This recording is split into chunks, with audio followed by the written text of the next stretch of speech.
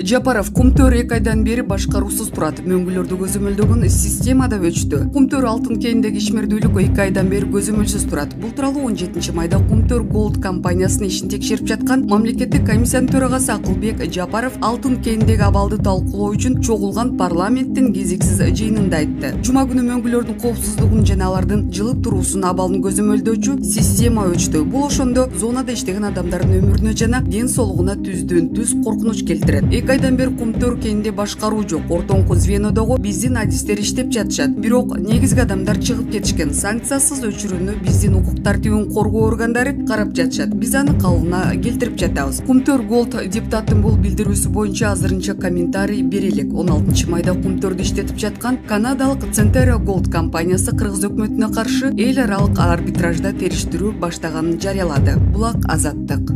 Эл чындыкты билсин. Кумтөр алтын кенинен Кыргызстан 1,5 миллиард доллар, ал эми кенди иштетип жаткан канадалык Centera компаниясы 11,5 миллиард доллар пайда тапкан. Бул тууралуу Кумтөр Голд ишканасынын ишмердигин текшерген мамлекеттик комиссия даярдаган Кумтөр кени тууралуу тасмада айтылат. Тасма бүгүн 17 майда парламенттин кезексиз жыйынында көрсөтүлдү. Булак Назар Ньюс. Эл чындыкты билсин. Мурдагы президенттер тушунда сыртка ташылып кетти деген алтын боюнча маалымат берилди. Кумтөр Голд ишканасынын ишмердигин текшерген мамлекеттик комиссиянын төрагасы Жогорку кеңештин депутаты Акылбек Жапаров Кумтөр кенинен буга чейинки президенттердин тушунда сыртка ташылып кетти деген алтындын көлөмү тууралуу маалымат берди. Акаевдин убагында 156 тонна, Бакиевдин убагында 68,2 тонна, Атамбаевдин убагында 132,6 тонна, Жээнбековдун убагында 52,9 тонна алтын сыртка ташылып кеткен деди Жапаров. Эл чындыкты билсин. Комиссия Акаев чыккынчылык экенин билип туруп, Кумтөр боюнча келишим түзгөн. Мурдагы президенттер жана премьер-министрлер Centera Gold компаниясы менен пайдасыз келишимдерди билими жетпегени үчүн түзгөн эмес. Бул туурасында Кумтөр кенинин ишмердүүлүгүн текшерген комиссиянын төрагасы Акылбек Жапаров корутунду жарыялап жатып билдирди. Ал бийлик башында тургандар коррупцияга малынгандыктан 30 жылга жакын мезгилде Кумтөрдүн кызыкчылыгын коргоп, алардын позициясын, абалын бекемдеткен документтерге кол коюп келгенин түшүнүүгө болорун белгиледи. Кээ бирлер мурдагы президент өкмөт башчыларынын баары эле чала сабат, билимсиз адам болгон эмес. Башканы айтпаганда дагы биринчи келишимге кол койдурган Кумтөр Кыргызстанга өтө турган мөөнөтү жакындаганда реструктуризация өткөрүү чечим чыгарткан академик Аскар Акаев жасап жаткан иштери карама каршы келерин, мамлекетке чыккынчылык кылууга барабар болорун түшүнмөк. Анын билими да, тажрыйбасы да буга жетиштүү болчу деди Жапаров. Мындан сырткары ал Centera комиссиясында туңгуч президенттин уулу Айдар Акаевдин дагы үлүшү болгонун кошумчалады. Булак Назар Ньюс. Эл чындыкты билсин. Абактагы Молдокматов Жогорку кеңешке кайрылып, мыйзамсыздыкка кабылганын билдирди. Массалык башаламандык беренеси менен айыпталып камакка алынган активист Туран партиясынын лидери Жеңиш Молдокматов бүгүн 16 майда Жогорку кеңешке кайрылуу жолдоду. Анда Молдокматов өзү кармалган учурдан тартып, жалаң мыйзамсыздыктарга туш болуп келе жатканын билдирген. Биринчиден, мен УКМКнын улуттук коопсуздук боюнча мамлекеттик комитеттин имаратын таптакыр басып алган эмесмин. 2020 жылы 6 октябрда болжол менен таңкы 5те УКМКга келгенде түштүк тарабындагы дарбазасы КАМАЗ автоунаасы менен сүздүрүлгөн экен. Дарбаза ачык болчу. Мен КАМАЗдын кузовуна чыгып, элди УКМКнын ичине кирбөөгө, тынчтанууга чакырдым. Андан соң УКМКнын ошондогу төрагасы Опунбаевдин жардамчысы менен сүйлөшүүлөргө барып, мурдагы президент Алмазбек Атамбаев менен Садыр Жапаровду камактан чыгаруу жөнүндө макулдашууларга келдик. Жарым саатка жетпей Алмазбек Атамбаев, андан соң Молдовановкадагы колониядан Садыр Жапаров бошотулган. Экинчиден 6 майда мени камакка алуу жөнүндө токтомунда кармоонун негизи деп тергөөчү шектелүүчү кылмыш кылуу учурунда же болбосо түздөн-түз ошондон кийин эле кармалды деп көрсөткөн. Бул болсо таптакыр чындыкка дал келбейт. Окуя 2020 жылы 5-6 октябрда, башкача айтканда 7 ай мурун болуп жатса, анан кайдагы түздөн-түз кылмыштан кийин болот деп жазган Молдокматов. Автор кармалып камалышын өзүнө карата саясий куугунтук деп билдирген. Ал парламент депутаттарына кайрылып, 2020 жылдын 5-6 октябрында болгон окуяларга саясий баа берүүнү талап кылган. Жогорку кеңеш тарабынан тарабынан атайын депутаттык комиссия түзүлүп, ал комиссия 2020 жылы октябрь айындагы окуяларды ар тараптуу изилдеп, саясий баа беришин талап кылам. Ошондогу бийлик алмашуу төңкөрүшпү, бийликти күч менен басып алуу же революциябы деген суроолорго так жана даана жооптор берилип, октябрь окуяларына расмий макам берилиши керек. Ошол эле депутаттык комиссия тарабынан мага карата козголгон сотко чейинки өндүрүштүн мыйзамдуулугун, аны териштирүүдө жол берилген мыйзам бузууларда каралып, аларга да баа берүүсүн суранам жана конституциялык укугума ылайык талап кылам деп жазган Жеңиш Молдокматов.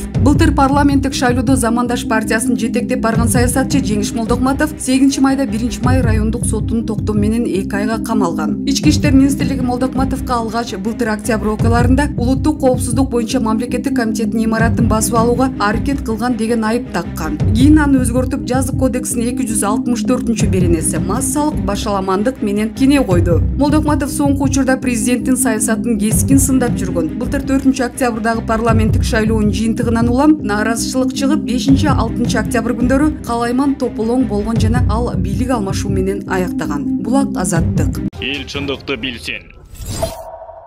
Өзбекстан менен чек ара 100% чечилген жар салып оолугуп пресс-конференция берди эле. Анда деле юридикалык күчү жок эле протокол болчу. А эмнеге кыргыз-тажик чек арасы боюнча үн катпай протоколду точкалап, элге түшүнүксүз тил менен жымсалдап отурабыз? Ал жерде курула турган жаңы жолдоо кеп бар. Эгер ушул протоколдун негизинде иш алып барсак, анда лейлек анклав болуп калышы толук ыктымал. Коридор берген жокпуз, бирок тажиктер гана колдоно турган жол куруп беребиз деген жери өзү логикага такыр туура келбей жатат. Ал эми көк теректе табышмактуу болуп турат. Курман болгондорго деп чет булакка үй курулуп жатканда жөн жерден эмес окшойт, менимче. Анткени курман болгондордун үй бүлөлөрү эч качан ал жерге барып жашабайт. Көк теректи көчүрүп чыгабыз деген пландар болушу мүмкүн. Анткени тажиктер өздөрүнө керектүү гана аймактардагы үйлөрдү күйгүзгөн. Демек, көк терек да керек аларга. Акырын ошко келип документтерге кол кое бергенди токтотуп, элге түшүндүргүлө. Өзүңөр билесиңер, бул тажиктер протокол эмес, тил катта жазып бербеш керек аларга. Кыргызстан жараны Баткендин тургуну катары мен бул протоколду тааныбайм. Анан атайын кызматтар Ак Сайга барып, жергиликтүү элдин башын айлантканды токтотсо, дейт Актилек Гүлжигит кызы өзүнүн Facebook баракчасында.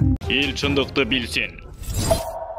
Тажик мамлекетиндеги башкаруучу партия Эмомали Рахмондун партиясынын төрагасынын орун басары Мехринсо Юсуфова аттуу саясатчы аялдын кайрылуу жасаганы мыйзам ченемдүү көрүнүш. Кезектеги артисттик номерлер 2 жумадан кийин байкоочулук позициянын кезектеги сыноосу, провокацияларды жасап көрүштү. Эки теманы башка нукка бурган тактиканын сыры. Бирок кайрылуу мындай мазмунда, тартипте эмес, башкача мазмунда болуш керек эле. Өтө өкүнүчтүү. Тажик саясатчы аял эки ооз кыргызча жаттап алып сүйлөп койсо, өпкөлөрүн колтуктап таратып сүйүнүп лайк басып жатышкан өлөйүнбү? Күлбөгөн жаның күл болот. Ошол саясатчы аял Каныкей менен Манасты түшүнсө, эстесе, кошуна динибиз бир, жерибиз бир экендигин билет экен. Анда эмне үчүн айлап окопторду даярдап, наемниктерди алып келип, миномет, танкалар, тик учактар менен тажиктер аткылап жатканда, мародёрлук кылып, өрттөп, талкалап, тынч куралсыз элге фашисттик агрессия жасап жатканда, ак жолугун көтөрүп, эмнеге тажик канкорлордун алдына 3 күн атышканды күтүп, олтурбай тынчтыкка чакырып, ортого ак жолугун таштаган жок. Рахмонду токто, биз кошунабыз деп айта албады. 2 жумадан кийин эптеме дипломатия кайрылуунун өзү Мехринсо айымга уят нерсе. Динибиз бир, кошуна бир эл, бир жер экенибизди кыйкырып, ак жолун ортого таштап чыкпады. Эмомали Рахмонду кечирим сура деп айта албайт. Эни аял катары 12 жашар Медина кызыбыз, 4 жашар наристе баланын өлүмү жүрөгүн титиреткен жокпу? Үйлөнө эле кырчындай жигиттердин сулап калганы энелик сезимди козгогон жокпу? Эни аял саясатчы катары өзү кечиргиле деп айтпады кайрылуусунда. Өзү кечирим сурабады. Бул Мехринсо айым өз алдынча кайрылуу жасабайт. Эмомалинин уруксатысыз кечиргиле биздин жасаган агрессияны деп кайрылыш керек болчу. Анда башка пикир пайда болмок. Алдыңа келгенди кечирели деп айтканга мүмкүн эмес. Сөздүн кудуретин түшүнсүн. Эптемей дипломациянын мазмунун кулактын үстүнөн өткөрүп койсо болот. Жок дегенде каза болгондорго көңүл айтпайт. Президент Эмомали Рахмондун партиясынын жетекчисинин орун басары экен. А дегенде кылган агрессиясына жооп беришсин. Чек араны толук такташып, делимитация, демаркация иштерин бүтүрүшсүн. Бөйрөктүн шыйрак чыгарышып мындай кайрылуу жасап, сынап көргөндөр күлкү келерлик маселе. Өздөрү биринчи баштады, бизде күнөө жок. Тынчтыкты каалаган үчүн агрессиясына каршы ок атпай туруп бердик тиктеп. Кыргыз эли тынчтыктын талапкери, өздөрү кетирген катасын оңдосун, дейт Надира Нарматова өзүнүн Facebook баракчасында. Эл чындыкты билсин. Мелис Аспековдун решетканын артында жатып, топ-толук калган аттын башындай болгон арманын угуп, айласыздан аны Матраимов, Райымбекке салыштырып көрөйүн дедим. Экөө тең эле эл тааныган адамдар, экөө тең эркекмин деп баш көтөрүп жүргөн жигиттер. Бирок экөөнүн ортосундагы айырма ушунчалык чоң болгондуктан, булардын өздөрүн гана эмес, сүрөттөрүн да бир катарга коюштун өзү туура эмес болуп калат экен. Мелис Аспековду илгертен эле Садыр Жапаров деп келгенин билебиз. Садыр Жапаров деп чын күйгөн адам. Садыр Жапаровдун талабына жооп бере тургандай болуш керек да. Садыр Жапаров коррупцияны жоюм, жемкорлордун бетин ачып, жегендердин мамлекетке төктүрөм, таза шайлоо, акыйкат заман орнотом деп кайсыл жерде болбосун айтып келсе, ал эми Мелис Аспеков өзүн как будто Садыр Жапаровдун ишеничтүү адамы катары көрсөтүп, чүйдөгү шайлоо штабын жетектейм деп кыйын болуп, ачындыгында ар кандай афера былыктарын ишке ашырып жүргөн экен. Штабтын жетекчиси эмес эле экени ошол шайлоо учурунда эле билинип, жалган ачылып, авери төгүлгөн болчу. Акырында пара алып колго түштү. Өзүңдү турсайып, кимге барасың тыржайып дегендей, өзүнүн айыбын билип тынч жатып калбай, эми түрмөдө жатып, Садыр Жапаровду каралоого өтүптүр, ар кандай жалгандарды токуп. Мурда колдоп келгени эмне, азыр сатып жаткан кандай болду? Адамда намыс, инсандык лапис болуш керек да. Эми Матраимов, Райымбек жөнүндө айтсак, Райымбек Атамбаев, Сапар,